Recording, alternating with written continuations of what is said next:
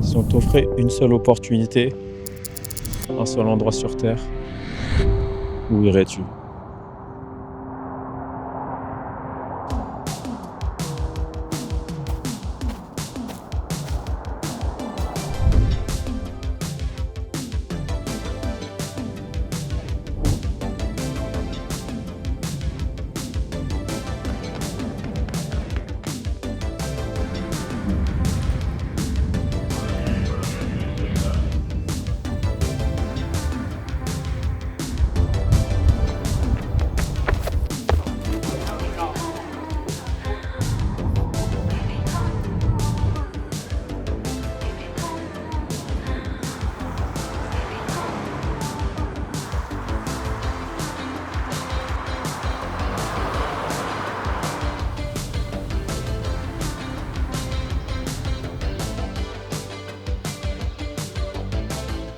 J'ai grandi avec les séries américaines comme Charmed, avec les sœurs Halliwell et le bon vieux Léo, où on y voyait l'iconique pont rouge, le Golden Gate de San Francisco, mais aussi le fameux manoir des Halliwell qui est en réalité situé à Los Angeles.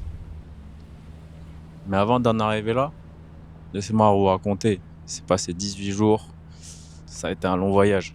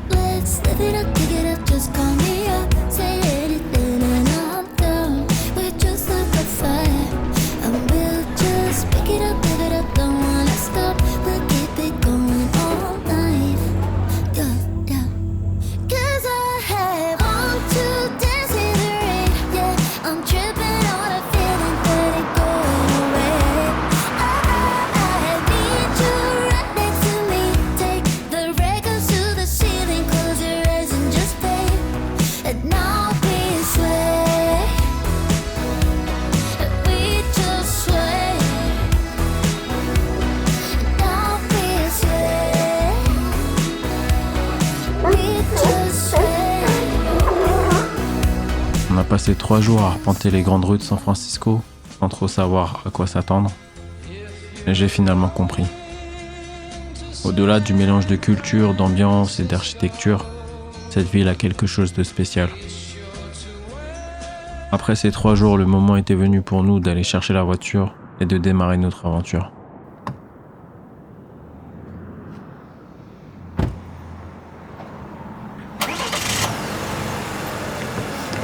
Direction Yosemite. Hello. Would like to have the National Beautiful Pass, please. Un déjeuner en face des chutes.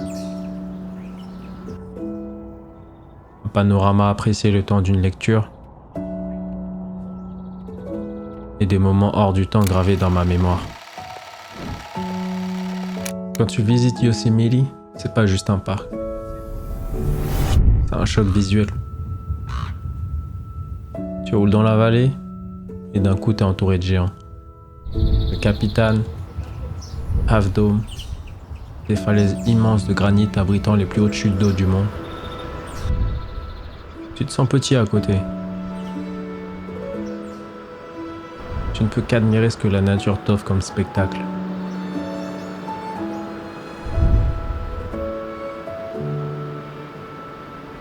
On a eu la chance de pouvoir marcher jusqu'aux cascades.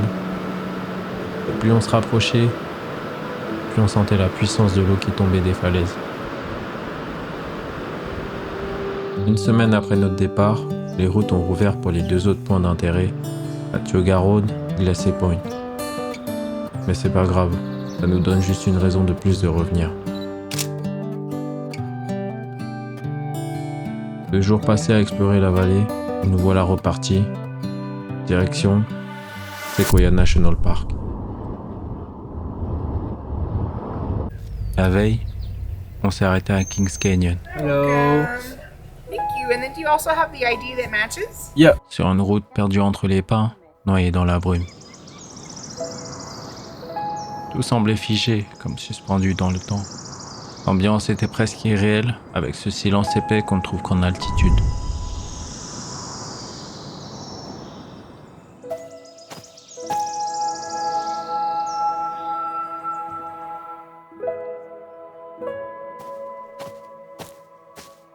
Chaque pas effaçait un peu plus ce qu'on venait de laisser derrière, comme si la brume réécrivait le décor au fur et à mesure.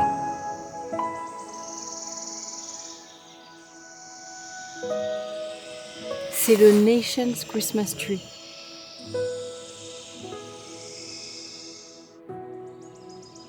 Le lendemain, le contraste est saisissant. La lumière perce enfin ce décor et derrière elle surgissent les géants. Sequoia National Park. Ici, on ne marche pas en forêt. On chemine entre des colosses de bois et d'écorce, vieux de plusieurs millénaires.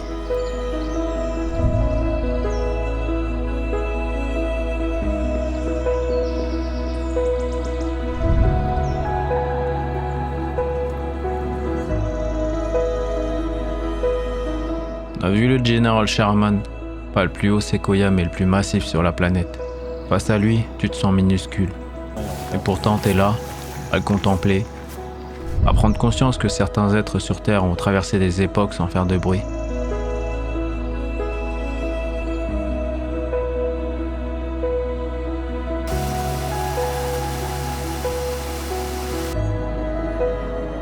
On a terminé par l'ascension de Morro Rock, quelques marches gravies entre des rochers. Et là-haut, le monde s'ouvre. L'air est plus frais, les pensées plus claires. Sequoia, c'était pas juste un parc, c'est une leçon d'humilité. Ce parc m'aura émerveillé depuis notre entrée. Chaque détour de sentier te force à lever les yeux, à ralentir, à te rappeler que le monde va vite et que la nature, elle, prend son temps. Il était temps pour nous de redescendre et de filer vers la suite. Direction la Death Valley. J'espère que tu peux... Choconana.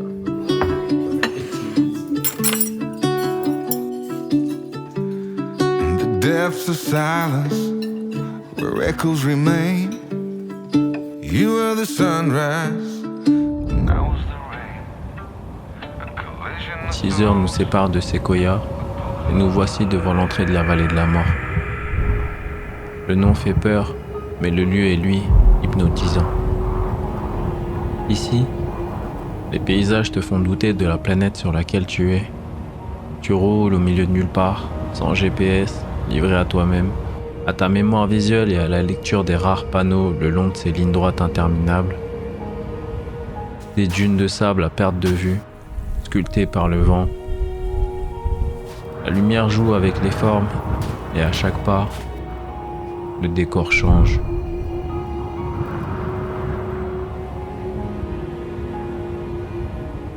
Et quelques kilomètres plus loin, on atteint le point le plus bas d'Amérique du Nord. Badwater Basin. Un désert de sel blanc qui te semble infini, comme si tu avais fait un pas dans la salle du temps.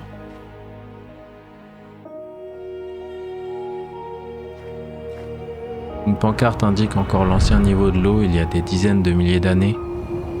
Un rappel éternel que la vie ici-bas n'est qu'éphémère. La Death Valley, c'est pas juste un endroit. C'est un fragment de planète oubliée, brûlée par le temps, mais toujours debout. La chaleur commençait à nous peser et fallait partir. Et nous voilà arrivés à notre hôtel de la Death Valley. Demain, on part pour Zion. On s'est perdu pendant, je dirais, une petite heure dans la Death Valley. Pas de réseau, rien. Et honnêtement, j'étais pas serein. Direction l'Utah, en commençant par Zion National Park. Zion, c'est tout de suite plus vivant. Des falaises rouges, des canyons étroits. C'est ouf.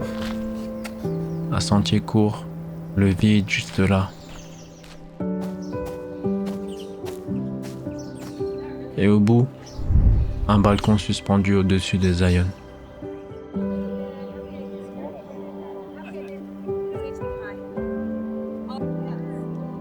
À mesure qu'on avançait dans le parc, tout changeait. Une autre facette du parc, plus calme, plus verte. Et tu comprends à quel point la nature sait tout faire. Zion National Park, ça se vit.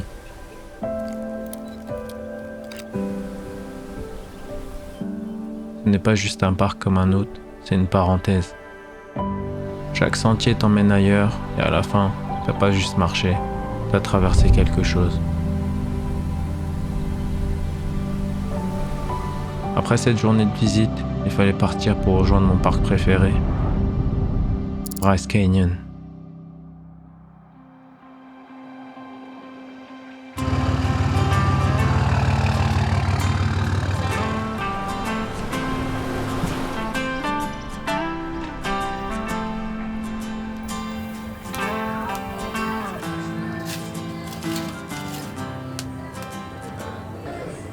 That's the slow cooked one, yeah? How long does it take to cook? Like even 12 hours.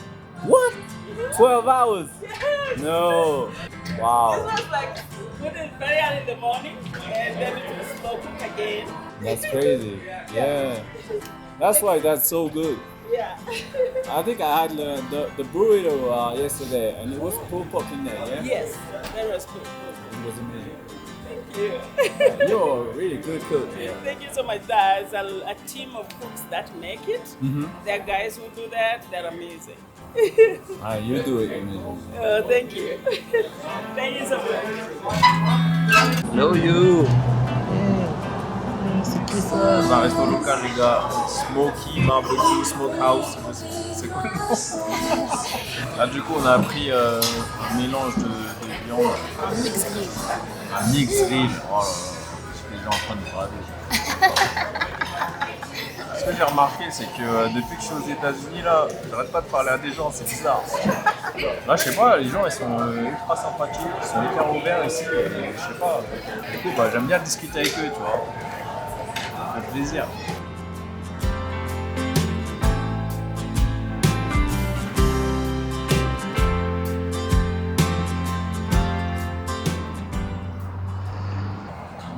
Ça fait vraiment musique américaine, ambiance américaine. If I had to run, if I had to crawl, if I had to swim 100 rivers. En arrivant à Bryce Canyon, on comprend vite que ce parc n'a rien à voir avec les autres. Ici, c'est pas un canyon qu'on traverse, c'est un amphithéâtre sculpté par le temps. Des milliers de pics orangés sortant du sol comme une forêt pétrifiée, comme si la Terre elle-même s'était figée en pleine métamorphose il y a des millions d'années. Vu d'en haut, c'est beau, mais vu d'en bas, c'est un autre sentiment. Chaque détour offrait un cadre différent. Pas une simple randonnée, c'est une immersion.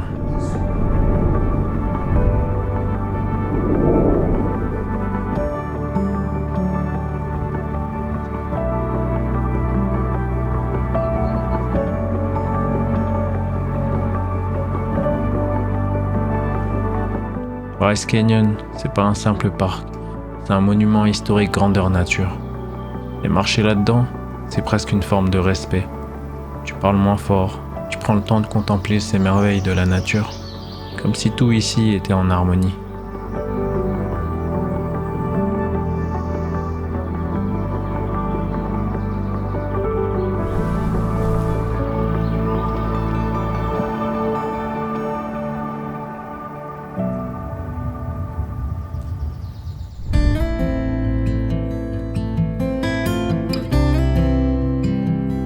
En quittant Bryce, on pensait avoir atteint un sommet, mais l'Utah avait encore de quoi nous surprendre. Direction Moab.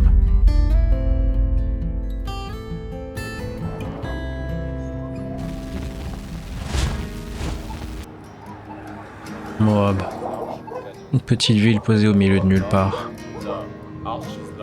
C'est ici que commence notre aventure à Arches National Park. Dès les premiers kilomètres dans le parc, tu comprends que tu as mis les pieds dans un parc tout aussi impressionnant que les autres.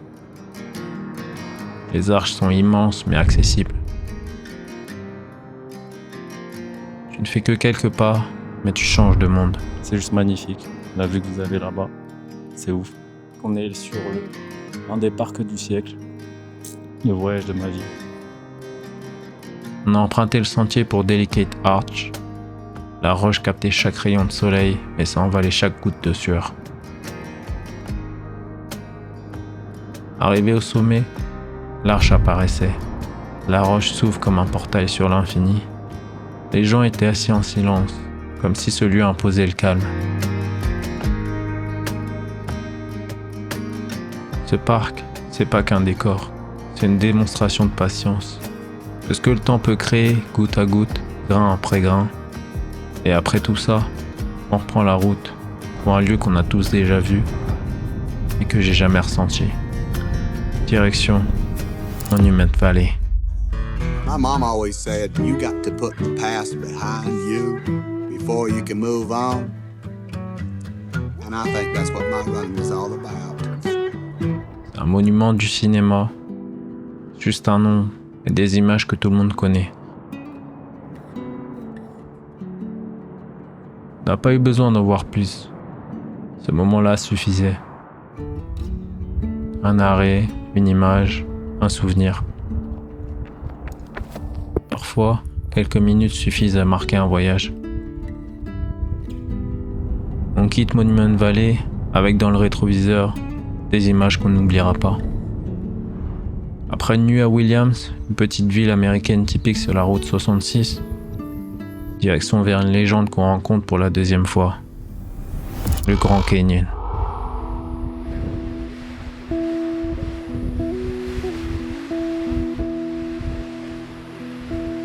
L'Amérique, c'est incroyable.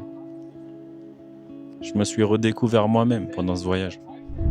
J'ai commencé à parler à des gens. Are you taking a video of yourself? Yes. It says the battery's dead. Je me suis un peu plus ouvert. C'est peut-être le pays qui m'inspire. C'est peut-être là que je dois être. Je sais pas.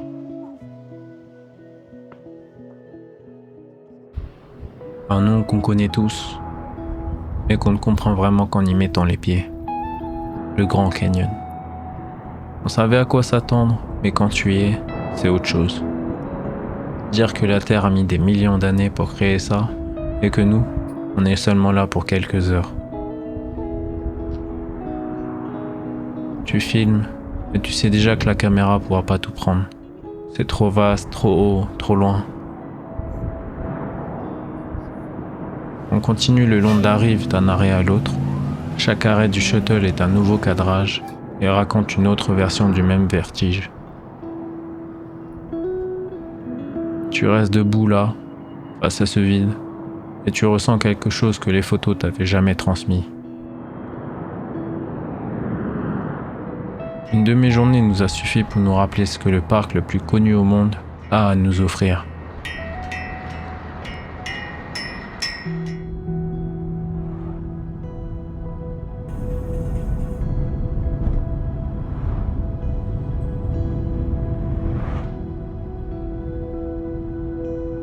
Des heures de route plus tard, un nouveau décor, une nouvelle ambiance, comme un autre chapitre du même voyage.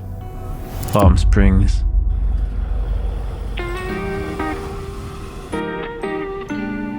Après des semaines à rouler dans les parcs, à dormir dans des motels sur la route, retour en Californie. On pose enfin nos sacs dans un hôtel, chambre fraîche, piscine, et se calme, loin du bruit de la route. Chaque vie est remplie d'histoires qui méritent d'être racontées. Et personne ne peut les raconter, mais que celle qui les a vécues.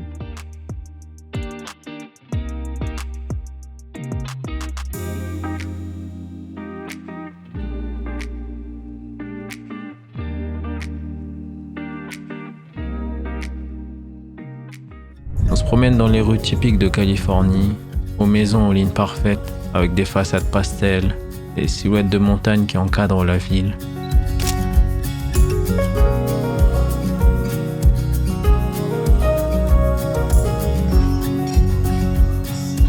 À peine le temps d'apprécier le meilleur milkshake de ma vie, il était déjà temps de partir pour notre dernière étape, Los Angeles. Ladies and gentlemen, welcome to Los Angeles, California. Let me get everything straight. I'ma do whatever it takes. Getting it done, any means, get rid of these snakes. Get on over my stakes. Going all in like snakes. Get rid of these breaks. Now I ain't never gonna break. Double my pace till I go down one of the greats. Los Angeles.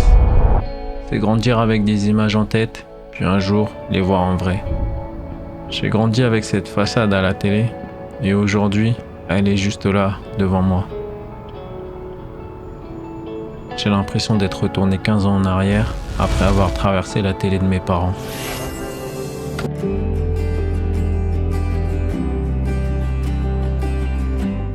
Santa Monica en fin de journée. J'ai cette sensation étrange de déjà-vu, comme si je connaissais déjà cet endroit au travers d'un jeu vidéo. Sauf que cette fois, c'est moi qui suis dedans.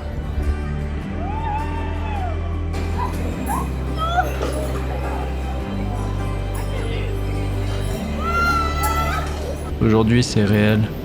Et je me dis que c'est ça, vivre un rêve qu'on a longtemps vu derrière un écran.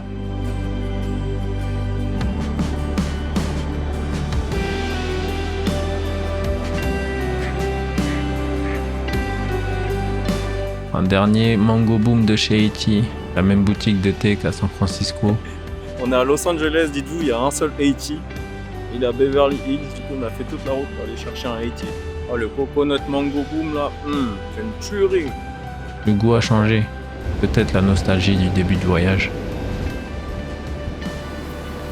Derniers instants à LA, on ne cherche plus à tout voir. On se contente de vivre ce qu'il reste.